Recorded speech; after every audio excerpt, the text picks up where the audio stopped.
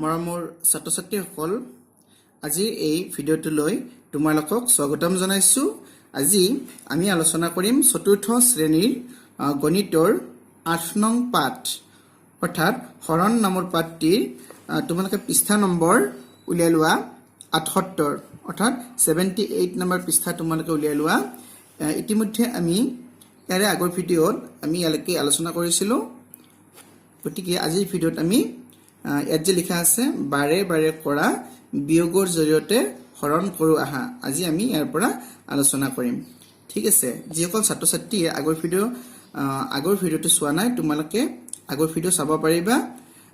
এইটো পাঠ সম্পূৰ্ণ কৰাৰ পাছত এইটো পাঠৰ বাবে প্ৰস্তুত কৰা আটাইকেইটা ভিডিঅ'ৰ লিংক আটাইকেইটা ভিডিঅ'ৰ ডেছক্ৰিপশ্যন বক্সত তোমালোকে পাবা। গতিকে ডেছক্ৰিপশ্যন বক্সত গৈ তোমালোকে এইটো পাঠৰ বাবে প্ৰস্তুত কৰা আটাইকেইটা ভিডিঅ' চাব পাৰিবা। বাৰু যি কি নহওক আজি আমি ইয়াৰ পৰা আলোচনা কৰোঁ বলাচোন। ২০ৰ পৰা এবাৰত ৫টাকৈ বস্তু ল'লে আমি কেইবাৰ ল'ব পাৰিম চাওঁ আহা। ইয়াতে বাৰে বাৰে বিয়োগ কৰিছে, এইটো কিতাপত কৰি দিয়া আছে, কিন্তু আমি যেতিয়া নিজে কৰিম তেতিয়া আমি ভালদৰে বুজি পাম, হয়নে? গতিকে বলাচোন আমি এইটো কিতাপত কৰি দিয়া আছে, এইটো কৰি দিয়া আছে, এইটো আমি নিজে কৰোঁ বলাচোন। ২৪ক ৬ৰে হৰণ কৰিব লাগে। আমি এই ২৪ক যে ৬ৰে যে হৰণ কৰিম, আমি বাৰে বাৰে বিয়োগ কৰি আমি হৰণ কৰিম। ইয়াত আছে নহয় বাৰে বাৰে কৰা বিয়োগৰ জৰিয়তে হৰণ কৰা। ইয়াত যেনেকৈ কৰিছে, যেনেকুৱা ২৫ক ৫ৰে হৰণ কৰিছে, এবাৰ ৫ বিয়োগ কৰিছে, আকৌ দুবাৰ ৫ বিয়োগ কৰিছে, আকৌ ৩বাৰ ৫ বিয়োগ কৰিছে, আকৌ ৪বাৰ ৫ বিয়োগ কৰিছে, আকৌ ৫বাৰ ৫ বিয়োগ কৰিছে। গতিকে ৫বাৰ বিয়োগ কৰিছে কাৰণে এতিয়া ইয়াত ৫ লিখিছে, তাৰমানে ২৫ হৰণ ৫ সমান ৫। আমি এইটো নিজে কৰি চাওঁ ব'লা। ২৪ হৰণ ৬ আমি কিমান পাওঁ বলাচোন। ২৪ হৰণ ৬ এইটো আমি হৰণ কৰি আমি কি পাম আমি ইয়াত লিখিম চাবা। আমি বাৰে বাৰে বিয়োগ কৰিম, ঠিক আছে। ইয়াত ২৪ আছে, গতিকে আমি ২৪ৰ পৰা আমি প্ৰথমতে ৬ বিয়োগ কৰিলোঁ। বিয়োগ কৰা এইটো হ'ল প্ৰথমবাৰ বিয়োগ, সেইকাৰণে আমি ইয়াত কি দিলোঁ ১ নম্বৰ দিলোঁ, হয়নে? এবাৰ বিয়োগ কৰিলোঁ সেইকাৰণে ১ নম্বৰ। এতিয়া ২৪ৰ পৰা ৬ গ'লে কিমান? ১৮, হয়নে? ১৪ৰ পৰা ৬ গ'লে ৮, ইয়াত ১ থাকিল, ১ হ'ল। এইটো কিমান? ১৮ পালোঁ। এতিয়া আকৌ ৬ বিয়োগ কৰা, আকৌ ৬ বিয়োগ কৰিলে আমি ৬ কেইবাৰ বিয়োগ কৰিলোঁ? দুবাৰ বিয়োগ কৰিলোঁ। ইতিমধ্যে এবাৰ বিয়োগ কৰিলোঁৱে, আকৌ এবাৰ বিয়োগ কৰিলোঁ, দুবাৰ হ'লনে? এইটো বিয়োগ কৰি দিয়া। ১৮ৰ পৰা ৬ গ'লে কিমান হ'ব? ১২, ইয়াত লিখিবা ১২। গতিকে আৰু ৬ বিয়োগ কৰা, গতিকে আমি কেইবাৰ বিয়োগ কৰিলোঁ? ৩বাৰ বিয়োগ কৰিলোঁ।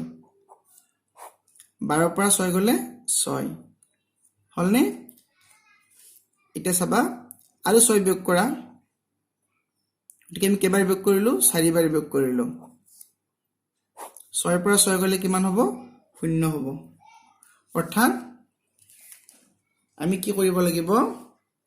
২৪ৰ পৰা ৬ ৪বাৰ বিয়োগ কৰিব লাগিব, অৰ্থাৎ ৪বাৰ ৬ আমি বাদ দিব লাগিব, তেতিয়াহে আমি ০ পাম।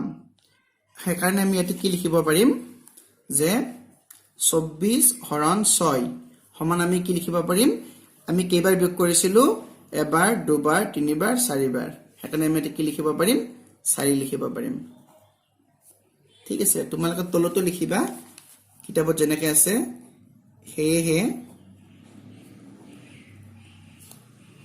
২৪ হৰণ ৬ সমান কি লিখিবা? ৪ লিখিবা। এইটো হ'ল উত্তৰ। আশা কৰিছোঁ তোমালোকে এইটো বুজি পাইছা। বলাচোন আকৌ এটা আমি নিজে কৰি চাওঁ, তেতিয়া আৰু ভালদৰে বুজি পাম। এইটো কি আছে? ১৮ হৰণ ৬ আমি এইটো কৰি চাওঁ বলাচোন।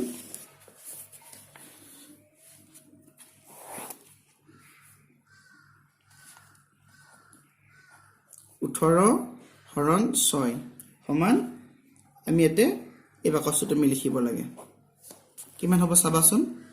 আমি ১৮ৰ পৰা প্ৰথমতে 6 বিয়োগ কৰিম 18 পৰা 6 গলে কিমান 12 হয়নে 8 6 গলে 2 1 গতিকে আমি ইয়াতে একবাৰ বিয়োগ কৰিলো আকৌ 6 বিয়োগ কৰা 6 হল এটো দুবাৰ বিয়োগ কৰিলো আকৌ 6 বিয়োগ কৰা শূন্য থাকিলে অৰ্থাৎ আমি তিনিবাৰ বিয়োগ কৰিলো তাৰ মানে 18 ত 6 ৰ গত তিনিটা আছে আমি তিনিবাৰ বিয়োগ কৰি পালো সেইকাৰণে আমি ইয়াতে কি লিখিম 3 লিখিম এটো হল গতিকে তোমালোকে কিতাপত চাবা আমি এটো কি পাইছিলো 24 তে যেতে 6 হৰণ কৰিছিলো আমি এটা 4 পাইছিলো 4 বাৰ 6 বাদ দিব পাৰিছিলো আৰু এটোত কি পালো 18 হৰণ 6 আমি কিমান পালো 3 বাৰ পালো ইয়াতে আমি 3 বাৰ বাদ দিছিলো হয়নে 3 বাৰ 6 বিয়োগ কৰিছিলো এটো গল এতিয়া এটো সবা 30 হৰণ 5 সমান আমি এটো কি লিখিব পাৰিম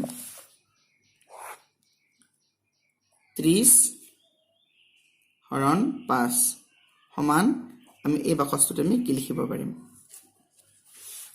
আমি প্ৰথমতে কি কৰিম 30 ৰ পৰা 5 বিয়োগ কৰিম এটো হল 1 নম্বৰ আমি তনে প্ৰথমবাৰ বাদ দিলো 5 30 ৰ পৰা 5 গলে 25 আকৌ 5 বিয়োগ কৰা 25 ৰ পৰা 5 গলে কিমান 20 অৰ্থাৎ এটো কি আমি দ্বিতীয়বাৰৰ কাৰণে 5 বিয়োগ কৰিলো আকৌ 5 বিয়োগ কৰা কিমান হল 15 এটো তৃতীয়বাৰ হয়নে আকৌ 5 বিয়োগ কৰা 10 এটো হল 4 আমি 4 বাৰ 5 বিয়োগ কৰিলো আকৌ 5 বিয়োগ কৰা কি থাকিল 5 থাকিল 5 বাৰ বিয়োগ কৰিলো আৰু 5 বিয়োগ কৰা কি থাকিল 0 থাকিল এটো হল 6 বাৰ বিয়োগ কৰিলো বুজি পাইছানে তাৰ মানে 30 ৰ পৰা আমি 5 5 কৈ আমি 6 বাৰ যদি 5 বিয়োগ কৰো তেতিয়াহে 0 হৈ যাব